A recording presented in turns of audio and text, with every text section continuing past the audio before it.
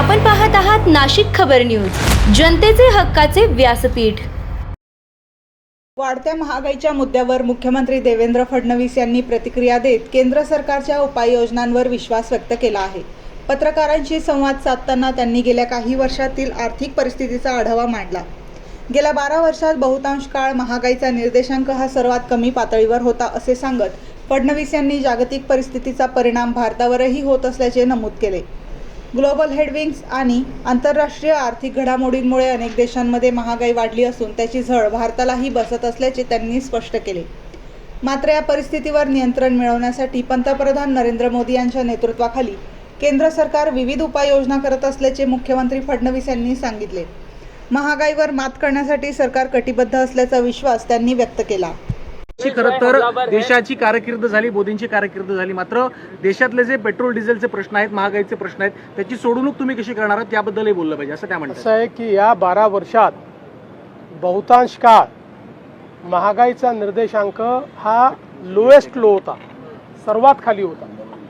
Global हेडविंड्समुळे, जागतिक परिस्थितीमुळे काही प्रमाणात जगामध्ये महागाई वाढते, त्याची झळ आपल्यालाही पोचते आहे, पण निश्चितपणे त्यावरही उपाययोजना मोदीजीच करणार आहेत आणि होईल।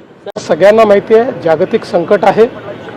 जागतिक संकटामध्ये सप्लाय चेन्स डिस्टर्ब झाले असताना आणि जगामध्ये अनेक देशांनी पेट्रोल डिझेलची इमर्जन्सी घोषित केलेली आहे। काही ठिकाणी 2-2 दिवस लॉकडाऊन आहे।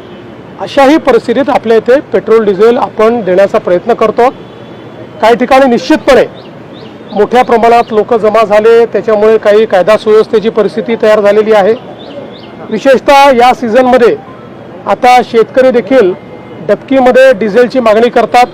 साधारणपणे नॉर्मली आपण ती देत नाहीत, पण या सीझनमध्ये शेतकऱ्यांना आपण देत असतो। पण शेतकऱ्यांच्या नावाने कोणी दुसऱ्याने होर्डिंग करू नये या दृष्टीने जिल्हा प्रशासन प्रयत्न करते आहे। त्याच्या वेगवेगळ्या उपाययोजना केलेल्या आहेत।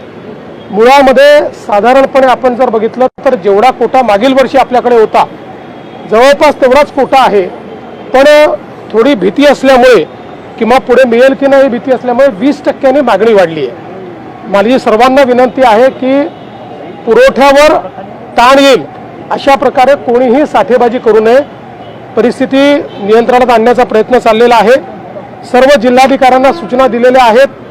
काही पर्टिक्युलर गावांमध्ये, काही पर्टिक्युलर ठिकाणी मात्र जास्त हिंसक अशा पद्धतीचे त्या ठिकाणी प्रवृत्ती दिसते आहे। तिथे पोलिसांना देखील सांगितलेलं आहे की अशा प्रकारे जे विनाकारण हिंसा करत असतील त्यांच्यावर कारवाई केली पाहिजे।